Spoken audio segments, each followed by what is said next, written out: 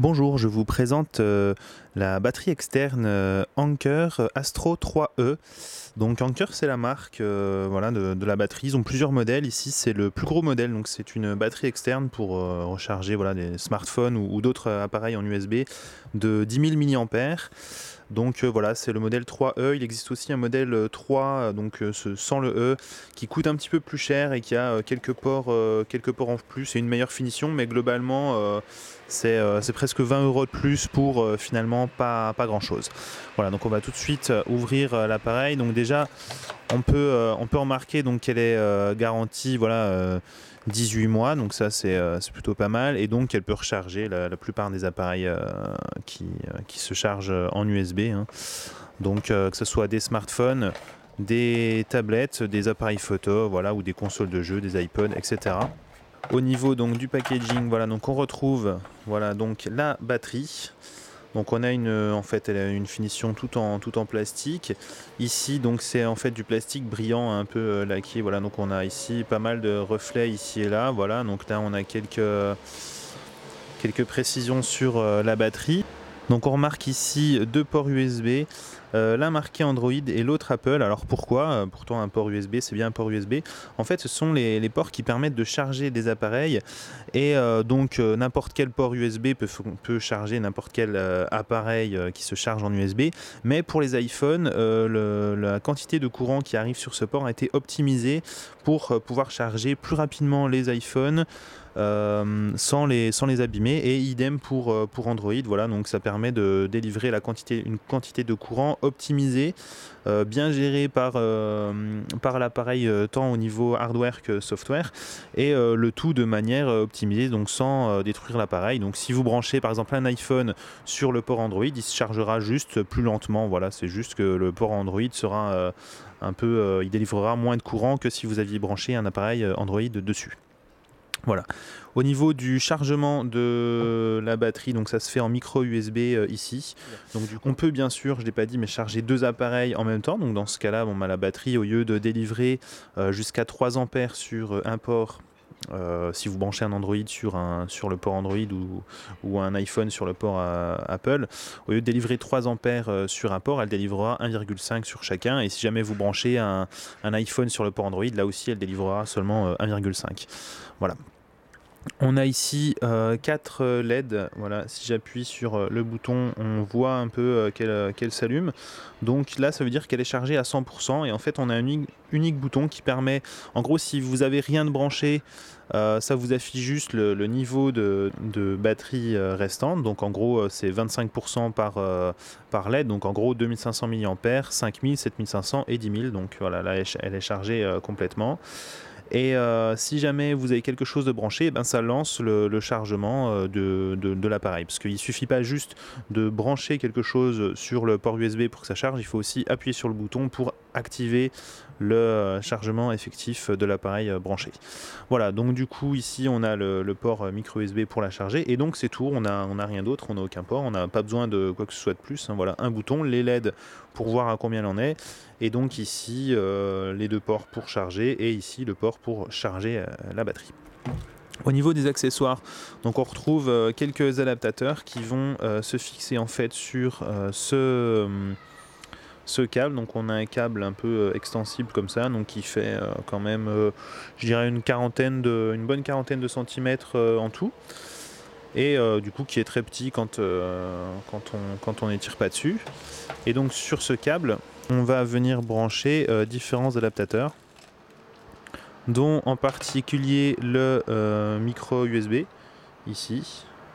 Voilà, donc tout simplement de cette façon. Voilà, ça tient bien, il n'y a pas de problème, ça tient vraiment bien. Voilà, on peut tirer sur le câble sans que ça se défasse ici, donc là-dessus c'est bien vu. On a aussi le mini USB.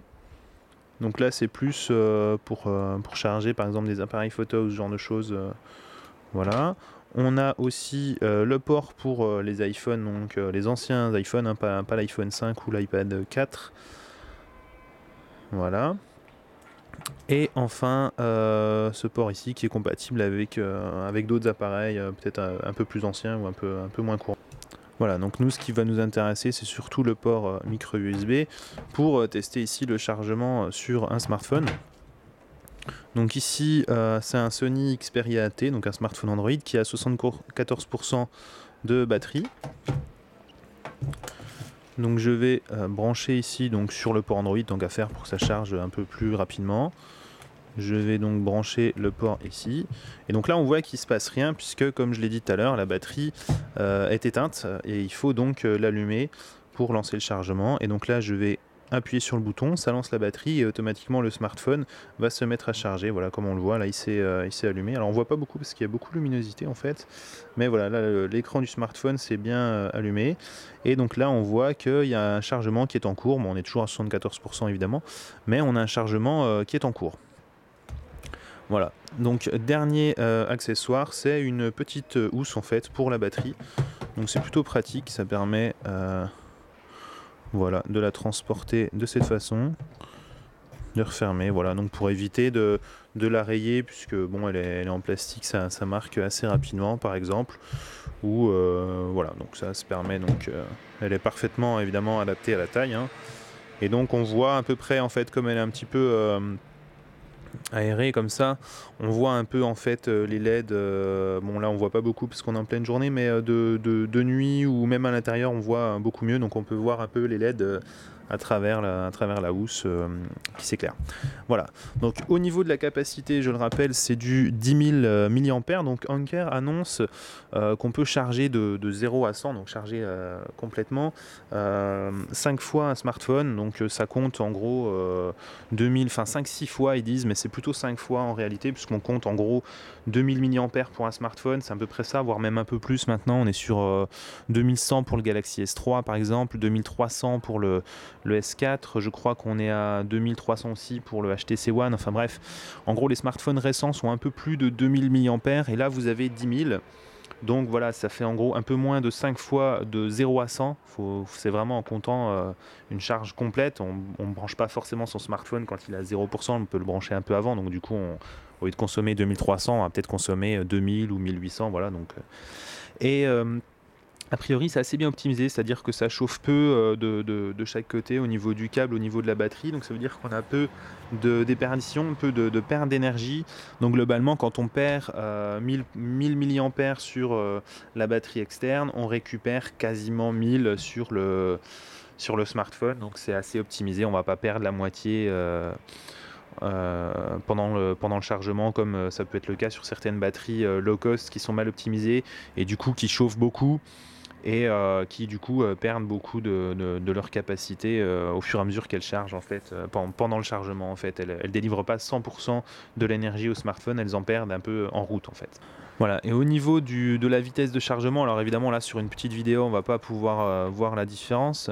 Donc on était tout à l'heure à 74% de batterie, là on vient de passer à 75, voilà, d'ici la fin de la vidéo on sera peut-être à 76. Mais globalement quand vous avez un smartphone d'une capacité moyenne, donc on va dire aux alentours de 2000 mAh ou voilà, donc un smartphone tout ce qu'il y a de plus courant, branché à la batterie, juste en chargeant un seul à la fois, en gros vous pouvez le charger quasiment aussi vite que sur secteur, à peine plus lentement, mais c'est vraiment très très proche. En gros vous mettez entre 1h30 et 2h pour le charger. Donc voilà, j'ai testé sur un Galaxy S3, ça mettait 1h40. Sur celui-ci ça met 1h30, il a une batterie un peu plus réduite. Globalement entre 1h30 et 2h, donc c'est dans le même ordre d'idée de ce que permet un chargement sur secteur. C'est à peine plus lent, mais vraiment pas beaucoup. Donc c'est pas mal parce que là encore la plupart des batteries chargent de manière beaucoup plus lente, histoire de perdre moins d'énergie. Et celle-là, non seulement elle a un bon rendement, mais en plus elle charge presque aussi vite que sur secteur, donc c'est pas mal. Et si vous branchez par exemple un iPhone sur le port Apple et un Android sur le port Android, ça vous prendra environ 3 heures pour charger les deux. Donc voilà, ça descend finalement 3 heures, 3 heures et demie. Ça double à peu près le temps de chargement. Voilà, donc c'est une batterie que je possède depuis quelques jours et donc je la conseille fortement. C'est vraiment pas mal pour si vous avez une utilisation intensive ou que vous vous éloignez assez fréquemment d'une prise de courant. Voilà, vous pouvez recharger en gros 5 fois votre smartphone, voire peut-être un peu moins si on compte vraiment de 0 à 100% et qu'il a une batterie de plus de 2000 mAh. Mais en gros, Vous pouvez le recharger au pire 4 ou 5 fois votre smartphone, ce qui vous fait au moins 5 jours, 6 jours d'autonomie, puisque bon, vous n'avez pas forcément non plus le charger toujours de 0 à 100%, donc du coup ça fait plus 6 ou voire 7 chargements, et ça vous tient en gros une semaine d'autonomie dans le cadre d'un usage à peu près normal, donc c'est quand même pas mal. Et au niveau de l'encombrement, donc elle fait à peu près voilà, elle fait la taille d'un gros smartphone et à peu près 2 fois l'épaisseur, voilà. Donc elle fait en gros quelques millimètres de plus qu'un Galaxy S3 pour vous donner un ordre d'idée. Ici, là, j'ai un Xperia T qui est un peu plus petit et du coup, voilà, on voit qu'elle dépasse un peu de ce côté-là, mais c'est pas énorme. Elle dépasse un peu ici, mais là encore, c'est pas non plus énorme.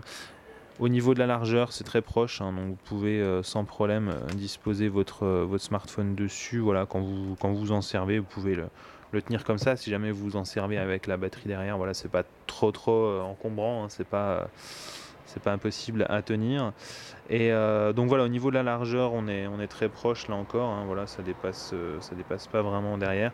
Par contre, c'est vraiment au niveau de l'épaisseur où il y a quand même une grosse différence, hein, aucun smartphone ne fait cette épaisseur, mais bon voilà, ça reste correct, hein. On est à 1,5 cm en épaisseur, je crois qu'on est à 14 en longueur et 7 cm sur la largeur, voilà, donc c'est assez encombrant, mais finalement bon, ça tient quand même assez bien dans la main, voilà. Et puis bon, vous pouvez tout à fait utiliser le câble pour la mettre dans la poche de cette façon. Bon, du coup là ça fait quand même un bon bloc dans la poche, mais bon, ça se fait, hein. Donc là, on voit au niveau de la vitesse de chargement, on est déjà à 80%, alors que quand je l'ai branché à 14h51, on était à 74%, donc j'ai pris 6% en 8 minutes.